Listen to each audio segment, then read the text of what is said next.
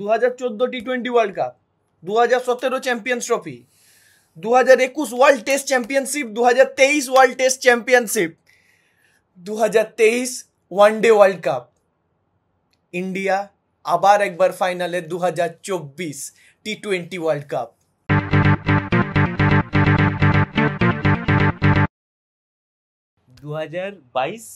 বদলা, এটা আমার সবচেয়ে ভালো লেগেছে। England beaten by 68 runs, one shot of the magic figure. India খেলবে সাউথ আফ্রিকার এগেনস্টে বারবাডোসে, হার্দিক পান্ডার হোম গ্রাউন্ড। অনেকে বলছে ফাইনালে ব্যাটেল অফ দ্য চোকার্স হতে চলেছে, দুটো টিমের মধ্যে কেউ জিতবে না, যে কোনো একটা টিম হারবে। মানে আমি বলতে চাইছি যে বড় চোকার্স কারা, ইন্ডিয়া না south Africa? Of course south Africa. South Africa, কিন্তু সাউথ আফ্রিকার কাছে ফাইনালে ইন্ডিয়া হারতে চলেছে, কারণ ইন্ডিয়া ফাইনালে অবশ্যই সবসময় হারে। তাহলে ইন্ডিয়া অবভিয়াসলি বড় চোকার্স না? কিন্তু ইন্ডিয়ার কাছে হেরেছে ইংল্যান্ড, তাহলে ইংল্যান্ড সবচেয়ে বড় চোকার্স অবভিয়াসলি। 2022 ইংল্যান্ডের কাছে আমরা তো ইংল্যান্ড টসে জিতে ইন্ডিয়াকে বলে যে আরেকবার ব্যাট করো, আমরা 2022 রিপিট করবো আরেকবার, ঠিক আছে। বাট এবারে রোহিত বলে যে अब हम वो रोहित नहीं रहे जो लिमिट करते थे, अब हमको चाहिए आईसीसी ट्रॉफी। तो रोहित शर्मा শুরু করে একটা ব্রিলিয়ান্ট স্টার্ট দিয়ে 57। স্কাই সবাইকে এবারে জবাব দিচ্ছে, বড় ম্যাচে পারফরমেন্স করি ভাই আমিও, শুধু আরসিবি ম্যাচ নয়। তো স্কাই ওয়ার্ল্ড কাপে মোটামুটি প্রত্যেকটা ম্যাচেই ঠিকঠাক পারফরমেন্স দিয়ে গেছে। কালকেও 47 দিয়ে আমাদের হার্দিক পান্ডিয়া একটা ক্যামিও দিয়ে গেল, দিয়ে তারপর ঠুকিয়ে ঠাকিয়ে জাদেজা আকসার মিলে মোটামুটি 171, ঠিক আছে। তো আমরা যেটা ভয় পাচ্ছিলাম যে ইংল্যান্ড হয়তো ওই আবার 170 রিপিট করবে, ওটাই ভয় পাচ্ছিলাম। ভাই বাটলারকে আউট করতে হবে, আমি বলেছিলাম যে চেস করলে একজনই চেস করবে, বাটলার সিরিয়াসলি। মানে ও দেখবে তোমার ঠুকে 50 বলে 50 করলো, পরে 20 বলে 70। আর শুরুটা এরকম ভাবে হয়েছে, একদম পারফেক্ট যেভাবে বাটলার হয়। আর্শদীপ বল এলো, ভাই আমাদের হাইয়েস্ট উইকেট টেকার, এবার কিছু তো রেসপেক্ট দেয়। 3-4 পর মানে কিরকম ফিল হচ্ছিল। বাট ফির আয়া বাপু, ধাগা খোল দিয়া একদম। আসতে প্রথম বলে বাটলার, নেক্সট ওভারে যখন এলো প্রথম বলে ব্যারিস্টো, তারপর যখন এলো মঈন আলী, খেলা শেষ। আর ইংল্যান্ডকে উঠতে দেয়নি কেউ, দিয়ে এলো চায়নাম্যান কুলদীপ। আকসারের ফার্স্ট বলের পর আমার মনে হয় গেম ওখানেই ফিনিশ করে দিয়েছে। একদম বাপু এক বলে ফিনিশ করে দিয়েছে, এক বলে। ব্রিটিশদের সাথে খেলা ছিল, গান্ধীজি কিছু তো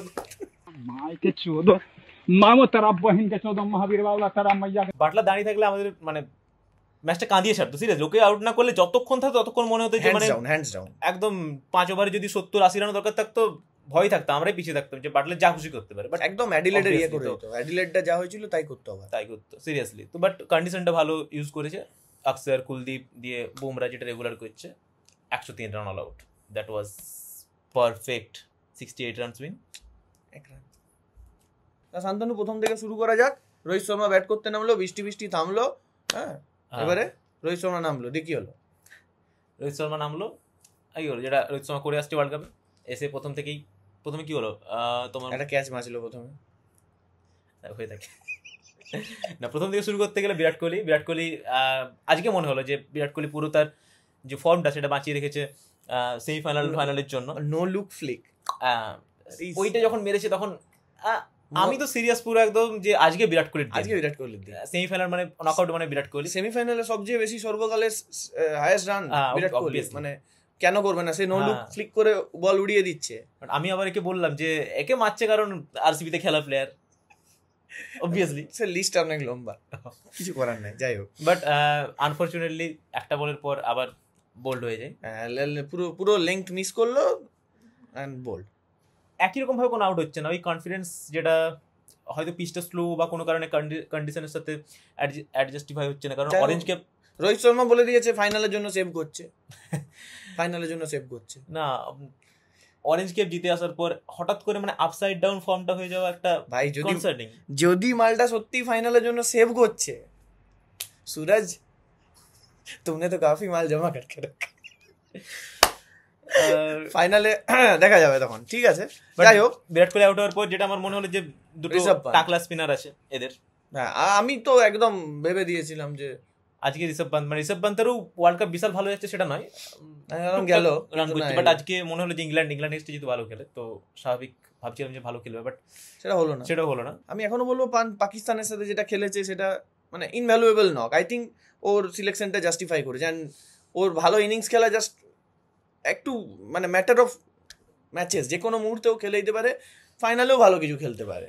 হ্যাঁ সেটাই, মানে একটা টিমের মধ্যে ওয়েট পুট করছে না, যে ওয়ান ডাউন যখন একটা এরকম প্লেয়ার আসছে যে যা খুশি নক খেলতে পারে, তখন বাকিদের কাজটা হালকা হয়েছে, স্কাই হোক বা হার্দিক হোক, এদের কাজটা হালকা। একদিন খেলে দিলেই তো মানে যেদিন পান্ত খেলবে সেদিন ইন্ডিয়া ম্যাচ জিতেই গেছে।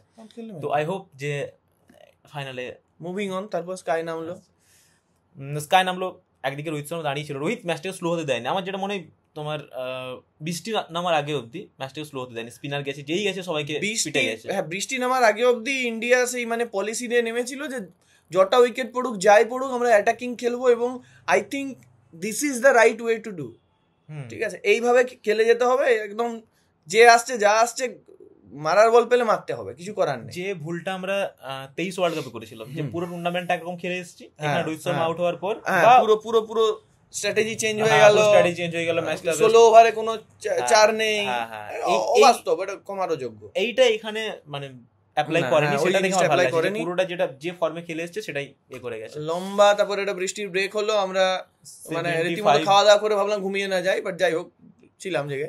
তো দিয়ে তারপর কিছুক্ষণ টুকটাক দুজনেই সিঙ্গেলসে খেললো, স্কাই একটা দুটো বোধহয় মারলো। পিচটা আমার মনে হয় একটু স্লো হয়ে গেছিল, মানে বল থেমে আসছিল, থেমে তো আসছিল, সঙ্গে আনইভেন বাউন্সের ইয়েটা প্রথম দিকে শুরু থেকে লাইক কি 2 ওভারে একটা হচ্ছিল, কিন্তু সেটা এর পর ডেফিনেটলি অনেকটা বেড়ে গেল। আই থিঙ্ক টপলি বা আর্চার এদের বলগুলো যেগুলো যারা একটু সামান্য ব্যাকহ্যান্ড মারছে বা সামান্য অফ স্পিন টাইপের মারছে পেসার গুলো, আর বল প্রচুর নিচে থাকছিল, তখনই আমরা ভেবেছিলাম যে মোটামুটি যদি 150-160টা পের করতে পারি সেটাই ফাইট দিয়ে দেবো মোটামুটি। 160 মনে হয়েছিল উইনিং স্কোর, তো বাট সত্যি কথা ইংল্যান্ড ব্যাটসম্যানদের ভরসা নেই, সবাই হার্ড। তো আগের বারও হার্দিক পান্ডার মার দেখে মনে হয়েছিল, তো মারতে উইকেট ভেঙে দিল, তাতেও কিছু হলো না, হলো না, হিট উইকেট।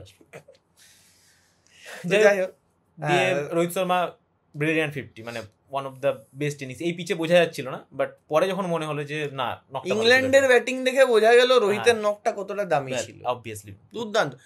মানে রোহিত শর্মা এমনিতে এক প্লেয়ার, ঠিক আছে, আইপিএল এ এক প্লেয়ার, বাইলেটারালে এক প্লেয়ার, এই ওই যা বটে কোনো কিছু ম্যাটার করে না। রোহিত শর্মা বিশ্বকাপে যখন ইন্ডিয়ার একদম বিরাট দরকার, ম্যাটার করে না ও ফর্মে আছে না আছে, পিচ খারাপ কি বটে, ও যা বটে ও আসবে, মারবে, দুর্ধর্ষ খেলে দিয়ে যাবে। 2019 থেকে এটার অন্যথা হচ্ছে না। রোহিত শর্মা ইন্ডিয়ার দরকার মানে রোহিত শর্মা খেলে দিয়ে যাচ্ছে, এবং এই পরপর যে দুটা ম্যাচে যা খেললো, ইংল্যান্ড আর অস্ট্রেলিয়া, মুখের কথা নয়, আমি সত্যি কথা বলছি, আমি ভেবেছিলাম ইংল্যান্ড আর অস্ট্রেলিয়া এবারে মানে ফাইনালিস্ট হবে, ওরা দুজন টপ ফেভারিট। তো দুর্দান্ত ব্যাপার, দুর্দান্ত। ওই রকম টাইমে দুখানা নক খেলা। লাস্ট ওভার ছিল, আমার মনে হয় যে ওই ওভারটা দেখে খেলে দিলে, বাট আগের ওভারে ভালো ওটা খেলে দিলে পারতো, বাট রোহিত মানে মেইন যে বোলার তাকে টার্গেট করে আসছে, তো but Adil Rashid on the game there. তো তারপর এসে নামলো প্রমোট বলা যায় মোটামুটি, হার্দিক পান্ডা। হ্যাঁ, কখনো দুবে নামে কখনো হার্দিক, যাই হোক। তো হার্দিক পান্ডা নামলো ফার্স্ট বলে, ডিফিকাল্ট চান্স ছিল, বাট ক্যাচটা বেঁচে গেল স্লিপে, মঈন আলী প্রবাবলি। তো ওটা হয়ে গেলে মানে আমি জানি না কি হতো কালকের ম্যাচে, সিরিয়াসলি ওখানে গেলে যা খুশি হতে পারতো। দিয়ে তারপর যেটা মনে হয় যে আমরা এক্সপেক্ট করছিলাম যে যেহেতু আদিল রাশিদের তখন ওভারটা শেষ হয়নি, তারপরে হার্দিককে নামাই, তারপরেও লিভিংস্টোন একটা ওভার ছিল যেখানে স্পিন ভালো বল করছিল, তো ওখানে দুবেকে নামানো উচিত ছিল আমার মনে হয়। ডেফিনেটলি, মানে আমি দুবের রাইট নাও খুব একটা বিরাট বড় ফ্যান লই, কিন্তু একজন যাকে ব্যাটসম্যান হিসেবে এসেনশিয়ালি খেলাচ্ছে, মানে ওকে বলছে অলরাউন্ডার মুখে, বাট ও বোধহয় সেই কোন একদিন কোন একটা মিন্নোর সাথে একটু বল করেছে, তাছাড়া এক ওভার তাছাড়া করেও নি বোধহয়। বাংলাদেশের সাথে প্র্যাকটিস ম্যাচ, যাই হোক, বাংলাদেশের সাথে প্র্যাকটিস ম্যাচে বল করেছে। তো সেটা ছাড়া ও আর কিছু করেনি। তো তাকে তুই ব্যাটসম্যান হিসেবে নিয়ে গেছিস, ব্যাটসম্যান থেকে বড় কথা মানে স্পিন স্পিন খেলার জন্য, তো মিডল ওভারে স্পিন এসছে একটা ক্রুশিয়াল ইয়ে, সেখানে আমি জানি না রান করতো কিনা, বাট লাইক ওটা ওর রোল, যদি ওই রোলটা ওকে খেলাবো না তাহলে ওকে কেন খেলাচ্ছি কেন?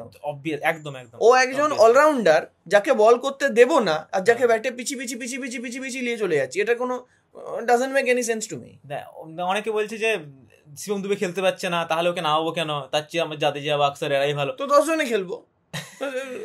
আরে ভাই ওখানে যদি ও নামে, ও যদি লিভিংস্টোনকে মারতে গিয়ে আউট হয় সে তো গেলই, আর যদি লিভিংস্টোনকে 3-6 মেরে দেয়, England already out of the game. হ্যাঁ একদমই, 3-6 মেরে আউট হয়ে যাক না, লিভিংস্টোনকে দিয়ে আর বল করাতেই পারতো না, সেখানে ওদেরকে স্যাম কারানকে আনতে হতো বা টপলিকে আনতে হতো। একদম একদম একদম। তো ওইটা আমার মনে হয় যে একটা মিসপ্লেড, একটা মানে একটা কি বলবো ভুল চাল দিয়েছে একটা, যেখানে জাদেজাকে নামিয়েছে, জাদেজা নেমেও যে বিশাল কিছু করে দিয়েছে সেটা নয়, যেটা অন্য কোনো যে কোনো ব্যাটসম্যান নামলে সিঙ্গেল ডাবল নিয়ে ওই রানটাই করতো। বিশেষ করে সুরিয়া যখন এক্সেলারেট করতে যে আউট হচ্ছে, আমি তখন ভাবছি যে হ্যাঁ ইন্ডিয়া এখন রান রেট আর কিছু ভাবছে না, বাট না নামছে জাদেজা, যে লিটারালি মানে আমি জানি না ও ঠিক কি ফর্মে ছিল। টি20 টিমে যদি এই গোটা টিমটা থেকে একজনকে বাদ দিতে হয়, সেটা আমার মনে হয় জাদেজাকেই বসানো যায়। শিবম দুবের জিনিসটা আমি বাদিয়ে দিচ্ছি, তাতেও যারা খেলছে তার জায়গায় চাহলকে যে কোনো দিন এই ফর্মে স্কোয়াডেই থাকা উচিত নয় যা দেখছি। হ্যাঁ সেখানে জাদেজা কি করছে, যাদের গোটা টিমটা ক্যারি হচ্ছে, তো জাদেজাকে প্রমোট করছে কেন তারাই বলতে পারবে। যাই হোক, অক্ষর প্যাটেল একটা ভালো ক্যামিও দিয়েছে, একটা 6 মারলো একটা, জাদেজাও লাস্টের দিকে মোটামুটি পুষিয়ে দিল। হার্দিক পান্ডা এর মধ্যে হিরো একদম, স্যাম কারানের ওভারে 13 বলে 23 বলে 2 6 মারলো, একটা লং অফ, হ্যাঁ তো মারতেই আউট হয়েছে। ঠিকই করেছে, ঠিক একদম, মানে কোনো মানে ওই মোমেন্টে আর তখন 8টা-9টা ব্যাটসম্যান নিয়ে খেলছি, যদি না মারি তো কি করবো, তাহলে কিসের জন্য আছি। যাই হোক, ইন্ডিয়া কোনো মতে যে থামলো 171, আমরা তখন দেখে বললাম যে মানে জানি না কি হবে, কিন্তু এই উইকেটে এক হচ্ছে বুমরাকে খেলা অসম্ভব, বুমরাকে মানে লিটারালি বুমরাকে মেডেন দিয়ে যেতে হবে, দেখে দেখে খেলতে হবে, তাছাড়া গতি নাই।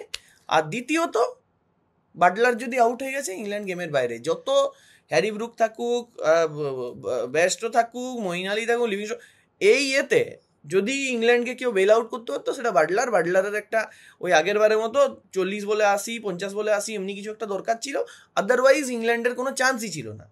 অ্যান্ড বাটলার শুরুটাও করলো সেরকম করে, আশদীপের ওই ওভারটায় 3-4 মারলো, দুর্দান্ত স্টার্ট।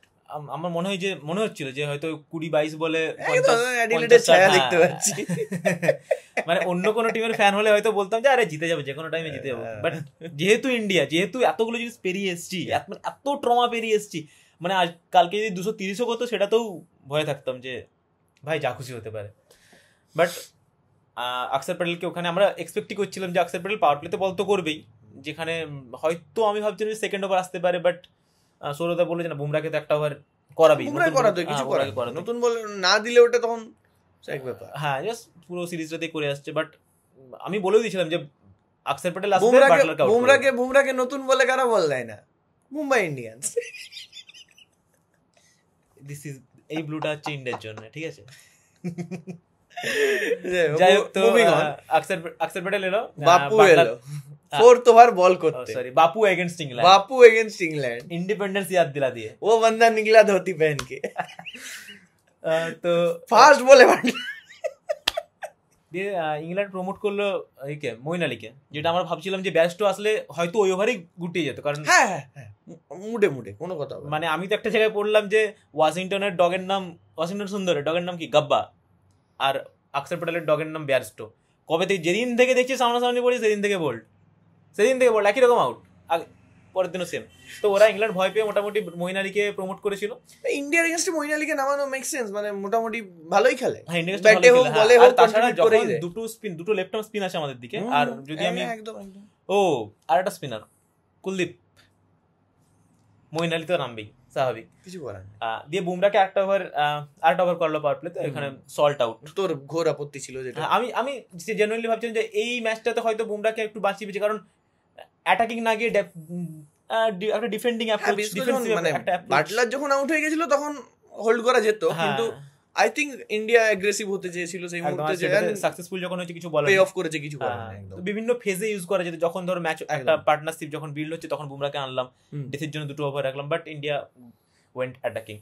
যাই হোক, তারপর অক্ষর প্যাটেল এলো, আবার ব্যাস্টো আউট, তারপর পাওয়ার প্লের পর তো আর কিছু দেখতে হয়নি, ব্যাস তখন বুঝে গেছি যে এবারে জিতছি, পাওয়ার প্লের পর কুলদীপ এলো আর কাউকে দাঁড়াতে দেয় রেগুলার ইন্টারভেলে। মানে আমি সিরিয়াসলি বলছি যে ইন্ডিয়া 2023-এ যে স্কোয়াডটা ছিল, 23-এ আমরা যে ম্যানারে জিতেছি, লাইক প্রথমে নেমে বিরাট একটা রান করে দিচ্ছে, তারপর বোলিং এ জাস্ট পিছে দিচ্ছে, এই স্কোয়াডটা ঠিক সেই রকম নয়। যে কারণেই হোক, পিচের দোষ, প্লেয়ারের কম্বিনেশন, এই ওই ফর্ম যাই হোক, এখানে ব্যাটিংটা is like it's good, it's not bad, good, ভালো জিনিস, সব ধরনের জিনিসই আছে, বিরাট কিছু কিলার এরকম না, ভালো। মানে বাট বোলিংটা, ওই বোলিং যখন একটা উইকেট পড়ে যাচ্ছে স্পিনারের হাতে, তখন বোঝা যাচ্ছে যে মানে আর থামানোর কোনো উপায় নেই। মানে আমাদের যে মেন স্পিনার গেছিল, কুলদীপ তো গেছিল, তার সাথে জাদেজাকে যেমন ভেবেছিলাম, জাদেজার বোলিংটা আমাদের দরকারই হচ্ছে না। জাদেজা তো অর্ধেক দিন ফুল ওভার করছে। আমার মনে স্ট্যান্ড আউট একটা বোলার যেটা বলবো সেটা আর্শদীপকে কেউ ভাবেনি। মানে যেভাবে একটা আইপিএল গেল, মানে আমরা নিজেরা ডিনাই করছিলাম যে আর্শদীপকে কেন নিয়ে যাচ্ছি, তার চেয়ে বরং খালিলকে নিয়ে যাওয়া বেটার, এইসব জিনিসগুলো। বাট আর্শদীপের ডিসিপ্লিনটা নিয়ে একটা ব্যাপার ছিল, তো সেখান থেকে এত নো বল করতো, বাট এখানে ওটা সামলাতে পারে তাহলে কোনো অসুবিধা নেই। বাট এখানে দারুণ বল করেছে, মানে প্রত্যেকটা ম্যাচে ব্রেক থ্রু দিয়েছে শুরুর ওভারে, ঠিক আছে, 15টা উইকেটলেস গেল, আশা করছি ফাইনালে হ্যাঁ ঠিক আছে খুশি হবে। যাই হোক, তো হ্যারি ব্রুক মাঝখানে একটু 4-6 মারেনি, মোটামুটি 4টার মারছিল, একটু সামান্য পার্টনারশিপ দিচ্ছিল, বাট তারপরে আবার যেহেতু স্পিন অন্ধ হ্যারি ব্রুক দেখে এসেছে, দিয়ে কুলদীপ এলো আউট, তারপর বলার কিছু নেই। আর্চার শেষের দিকে 2-6 মেরেছিল, ব্যাস ইংল্যান্ড 103 অল আউট। আমরা তো ভাবছিলাম যে 100 তলাই, 100 নিচে যেতে অল আউট, কিছুটা শান্তি মিলবে। আরে একটা সময় তো মনে হচ্ছিল যে 100 হওয়া, হ্যাঁ আরে হ্যাঁ 15 রান বাকি ছিল, তখন 8টা উইকেট পড়ে গেছিল, 86-তে 8 এরকম কিছু একটা ছিল, হ্যাঁ কারেক্ট। বাট হ্যাঁ, এই দিস উইন ওয়াজ স্যাটিসফাইং। এটা যেটা অস্ট্রেলিয়ার সাথে হলো, যেটা এদের সাথে হলো, মানে বলবো না, মানে ওটা বলাটা বোকামি হবে যে দুটো ট্রফি হারা, দুটো ম্যাচ জেতা, এই দুটোকে মানে কম্পেয়ার করাটা খুব বাজে জিনিস হবে। একদমই না, যতক্ষণ না ওই যে জিনিসটা বলতে নেই সেই জিনিসটা হচ্ছে, ততক্ষণ এগুলোর কোনো মানে নেই। ফাইনালে যে যদি আবার গোলমাল হয় তো কোনো মানে নেই। আর অমনি করে এইটা দিয়ে ওটা তো জাস্টিফাই হয় না, যেটা হয়েছে সেটা হয়েছে, কষ্ট হয়েছে। বাট এটাও ঠিক যে অস্ট্রেলিয়ার যে টিমটা ছিল সেটা ওয়ার্ল্ড কাপ ডিজার্ভিং একটা টিম ছিল, মানে এবারে টি20 ওয়ার্ল্ড কাপ, ঠিক না? 4টা অলরাউন্ডার নিয়ে খেলছে। ইংল্যান্ডের টিমটা, ইংল্যান্ডের এত লেন্দি একটা অস্ট্রেলিয়া আমার মতে ফেভারিট ছিল। আবার যাই হোক, তো এই করে ইন্ডিয়া জিতলো। এবার আমরা ফাইনালে আরেকটা ফাইনালে জোকার্স ভার্সেস জোকার্স। এরপর আমরা মুভ অন করছি আমাদের নেক্সট সেগমেন্টে, স্ট্যাট অ্যাটাক। সব ভালো জিনিসের মধ্যেই বেশ কিছু ইন্টারেস্টিং জিনিস লুকিয়ে থাকে, কিছু কষ্টের জিনিস লুকিয়ে থাকে, কিছু চিন্তার জিনিস লুকিয়ে থাকে। সেই রকম lowest average in a T20 edition for an opener, minimum 5 innings, এটা একটা ওয়ার্ল্ড কাপের স্ট্যাট। 9.60 সৌম্য সরকার, বাংলাদেশ 2016, ঠিকই আছে। 9.80 ওয়েসলি, আমি এর নামের প্রোনাউন্সিয়েশন জানি না, Wesley Madhevere, Zimbabwe 2022, 10.71। Guess the player ফাইনালের জন্য সেভ করে রাখছে আপাতত। সৌম্য সরকার ওয়েসলি মাধবের সাথে এক ব্র্যাকেটে বাঁধিয়ে রাখার মতো। চিন্তার বিষয় তো অবভিয়াসলি বিরাট কোহলি, ইন্ডিয়া 2024। এর সঙ্গে এই প্রথম ওয়ার্ল্ড কাপে 5খানা ইনিংসে সিঙ্গেল ডিজিট স্কোর করলো কোনো ওপেনার। 7টা ম্যাচ খেলেছে, একটা বোধহয় 7 করেছিল, একটাতে 24। হ্যাঁ, বাট ফর্মটা কনসার্নিং। তবে কি এত বছর ধরে যখন ক্যারি করে আসছিল তখন ওয়ার্ল্ড কাপ জিতেনি, তো এবারে ক্যারি হয়ে যখন আসছে তখন দেখা যাক। এরপর আমাদের দিনের সেকেন্ড স্ট্যাট, ওয়ার্ল্ড কাপের হিস্ট্রিতে প্রথমবার হচ্ছে দুটো আনবিটেন সাইড একে অপরের সামনাসামনি হচ্ছে, যে ফাইনালে একদম। ইন্ডিয়া সাউথ আফ্রিকা, চোকার দেখা যাক। এটাও দেখে আসছিলাম যে সবাই বলছে আনবিটেন থাকলে যেতে যায় না। 2011 দেখে নাও, 2015 দেখে নাও, অস্ট্রেলিয়া হেরেছিল। 2011-তে ইন্ডিয়া সাউথ আফ্রিকার কাছে হেরেছিল। 2019-এ ইংল্যান্ড হেরেছিল। 2023-এ অস্ট্রেলিয়া হেরেছিল। বাট এবারে দুটো টিমই, এটা স্যাটিসফাইং যে দুটো টিমই আনবিটেন। এবারে আনবিটেন থাকা ছাড়া আর উপায় নেই। মানে কেউ না কেউ আনবিটেন থেকে ওয়ার্ল্ড কাপ জিতবে। ভালো, সেই অস্ট্রেলিয়ার আগেকার দিনের কথা মনে পড়ে গেল। 21টা না 22টা ম্যাচ আনবিটেন ওয়ার্ল্ড কাপে, ভাবা যায়? আর ইন্ডিয়ার এটা লংগেস্ট স্ট্রিক চলছে, যদি ফাইনালটা তাহলে 12টা হয়ে যাবে। Anyway, moving on to our next segment, thumbs up thumbs down. আমি কিছু একটা বলবো, একটা ফ্যাক্ট, শান্তনু সেটাই নিজের ওপিনিয়ন দেবে, থামস আপ বা থামস ডাউন। ওকে ওকে, নাম্বার 1, বাটলারের টস জিতে ফিল্ডিং এর সিদ্ধান্ত, থামস আপ না থামস ডাউন? না, অবভিয়াসলি এটা থামস আপ, অবভিয়াসলি। কারণ এমনিতে রেন এফেক্টেড ম্যাচে চেজ করাটাই আমার মনে হয় মানে একদম একটা সবসময় মাথার মধ্যে থাকে যে কত রান টার্গেট মানে টার্গেট নিয়ে নামবো, কিভাবে খেলতে হবে, ডিএলএসটা সবসময় মাথার মধ্যে থাকে। প্লাস অ্যাডিলেডও মাথার মধ্যে ছিল।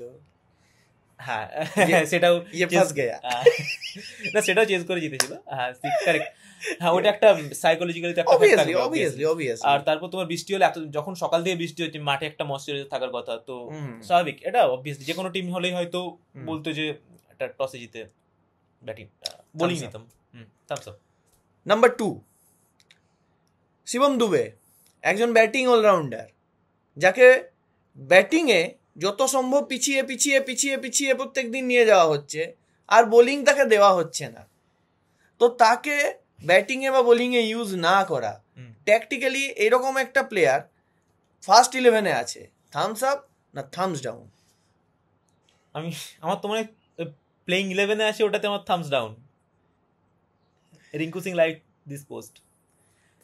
তো প্রথম কথা, প্লেইং 11-এ থাকার কথা নেই, যে রিঙ্কু সিং এই টিমটাতে পারফেক্ট ফিট হয়, সেখানে যখন তাকে খেলাচ্ছে সেটাই প্রথম কথা থামস ডাউন। একদমই। এবারে যখন খেলাচ্ছিস তখন এমন জায়গায় খেলা যেখানে এসে স্পিনটা হিট করতে পারবে, ফেল হোক, বাট অ্যাটলিস্ট সেই জায়গাটা খেলা। ওকে একটা ইউনিক স্কিল সেটের জন্য নিয়ে আসা হলো।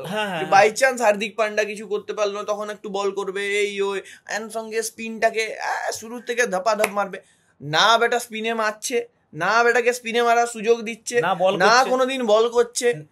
কি বল, একটা জিনিস করছে, ক্যাচ মিস, যেটা রেগুলার করে আছে সেই জিনিসটা করছে। রিজওয়ানকে মনে আছে আমার, ফুল সাপোর্ট ব্রো। সেটা যদি কালকে কারোর করতো, কারোর যদি এরকম বাটারের যদি একটা ক্যাচ উঠতো আর যদি শিবম দুবে বগলাতো, ব্যাস রিঙ্কু সিং ওখান থেকে আমাদের যেতে হতো না, রিঙ্কু সিং ওখান থেকে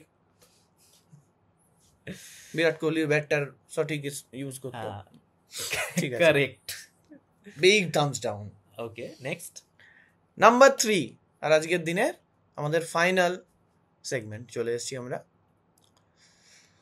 কোহলিকে ওপেন করার সিদ্ধান্ত, থামস আপ না থামস ডাউন? আমি পার্সোনালি বলবো থামস আপ। কারণ যখন ওয়ার্ল্ড কাপ সিলেকশন হয় তখন আমি বলছিলাম যে কোহলিকে, যদি ইন্ডিয়া রোহিত শর্মা কোহলিকে নিয়েছে, ওদের দুজনকে ওপেন করানো উচিত। তো সবাই বলছে জাসওয়ালকে নিচে খেলা, মানে জাসওয়ালকে বসিয়ে দেওয়ার কোনো মানে হয় না, ওই একমাত্র ভালো প্লেয়ার যে রেগুলার খেলতে পারবে, একটা পজিটিভ মাইন্ডসেট। হ্যাঁ, বাট কি যদি আমরা জাসওয়ালকে খেলাই তাহলে কি হবে, বিরাট কোহলি 3-এ আসবে, বিরাট কোহলি 3 এলে স্কাই 4-এ, তার নিচে নামতে পারবে না, তখন পান্ত আবার নিচে চলে আসবে। পান্ত যেহেতু খেলতোই, এবার পান্তের স্পিনার এগেনস্টে খুব বাজে রেকর্ড, মানে যখন থেকে রিকভার করে এসছে গোটা আইপিএলটা লেগ স্পিনার এগেনস্টে কাঁদলো।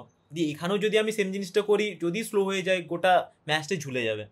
তো বিরাট কোহলি নিচে এলে বিরাট কোহলি স্লো খেলবে স্পিনকে, পাঁচ স্লো খেলবে স্পিনকে। হার্দিক পান্ডিয়ার যা ফর্ম ছিল সেই অনুযায়ী কি করতে বলা মুশকিল, এখন খুব আনপ্রেডিক্টেবল ছিল। তো আমার মনে হয় এটা বিশাল বড় একটা থামস আপ, মানে ম্যানেজমেন্টের দিক থেকেও অনেক বড় একটা ঝুঁকি। ইন্টেন্টটা সঠিক জায়গায় ছিল, এখনো এক্সিকিউশন হয়নি, কিন্তু এটা ভালো জিনিস, ম্যানেজমেন্টের দোষে না, ম্যানেজমেন্ট নিজেদেরকে বেস্ট জায়গাতে রেখেছে। আমি এই ম্যানেজমেন্টের অনেক বিষয়ে অনেক কিছুতে আমার আপত্তি আছে, কিন্তু এই একটা সিদ্ধান্ত সঠিক জায়গা থেকে নিয়েছে, ওরা এক্সিকিউট করেনি, সেটা জাস্ট টাফ লাক। এই যদি এখন মানে এইরকম সিমিলার সিচুয়েশন ছিল, গোটা ওয়ার্ল্ড কাপে রান পাইনি, এরকম আমরা আরো একবার দেখেছিলাম, অ্যান্ড দেন সে 6 মেরে আমাদের ওয়ার্ল্ড কাপ জিতিয়েছিল ফাইনালে। তো লিটারালি সবাই এখন ভাবে যে গোটা টুর্নামেন্টটা সে জিতিয়েছে, ঠিক আছে, থালা for a reason.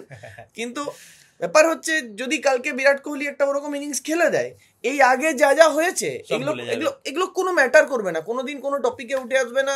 Gautam Gambhir 10 বছর বাদে যতই একটা পোস্ট শেয়ার করুক, কিচ্ছু যায় আসে না, তখন এটাই ম্যাটার করবে। তো আই থিঙ্ক যেদিন কোহলি খেলে দেবে সেদিন, এবং কোহলিকে খেলাতে গেলে আর কোনো সেকেন্ড অপশন আমি দেখতে পাচ্ছিলাম না। এই মডার্ন টি-20 যে জায়গায় গেছে, হ্যাঁ নেহাতি ইউএস এর পিচগুলো জঘন্য ছিল বলে এরকম বুঝতে পারিনি আমরা, কিন্তু আদারওয়াইজ যে টিম বেশি ছয় মারবে, বেশি বাউন্ডারি ক্লিয়ার করতে পারবে, তারা জিতবে। অ্যান্ড এটা ফ্যাক্ট, কোহলি যতই ডিনায়ালে থাকুক বা যাই থাকুক, যে ও স্পিনারদের এগেনস্টে সেই লেভেলে বাউন্ডারি ক্লিয়ার করতে পারে না। হ্যাঁ, আজকে নয়, যেমন টেস্ট বা ওডিআই হলে সিঙ্গেল ডাবল সবসময় চালিয়ে যায়, বাট ও বাউন্ডারি ক্লিয়ার খুব একটা বেশি করতে পারে না।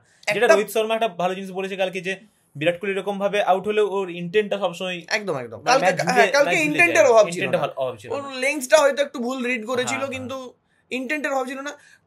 কোহলি যদিও কোনো প্লেয়ারেরই পারফেক্ট হওয়ার কথা নয়, ঠিক আছে, আমরা ওর কাছে এক্সপেক্ট করি, সেটাই আমাদের বেশি কিন্তু আমাদের উচিত একটা প্লেয়ারের যে উইকনেসগুলো সেগুলোকে ঢাকা দিয়ে তার যেগুলো স্ট্রেংথ সেগুলোকে আরো হাইলাইট করে তোলা। তো কোহলির স্ট্রেংথ হচ্ছে যে ও একটা ভালো এক্সপ্লোসিভ স্টার্ট দিতে পারে পেসারদের এগেন্স্ট এবং কনসিস্টেন্ট রান করতে পারে।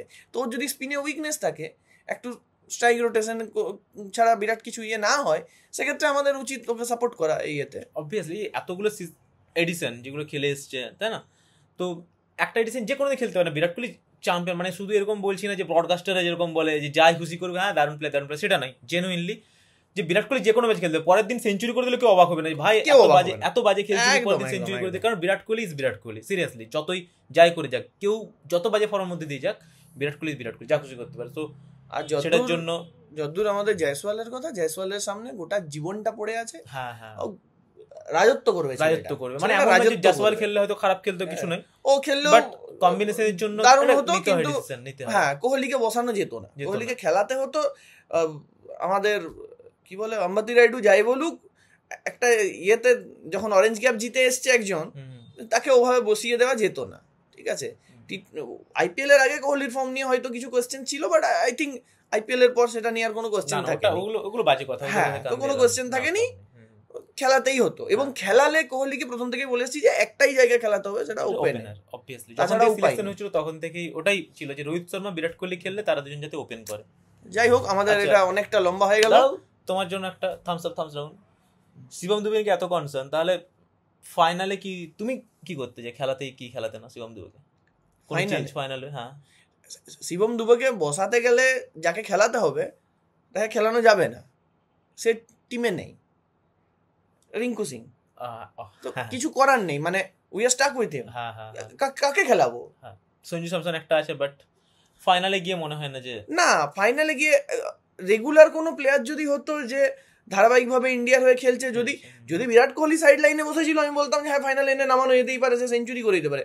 But Sanju Samson I don't know, and সত্যি কথা বলতে ওইরকম ক্রুশিয়াল ফেজে স্যামসনের রেকর্ড বিরাট কিছু আহামরি নয়, ঠিক আছে, বরঞ্চ উল্টোটায়। তো এতদূর যাকে ব্যাক করেছি তাকে আমি জাস্ট বলছি, শিবম দুবেকে খেলানোটা ভুল নয়, শিবম দুবেকে খেলিয়ে সুযোগ না দেওয়াটা ভুল। আরে খেলুক, যদি খেলতে পারছে খেলুক, না পারছে না খেলুক।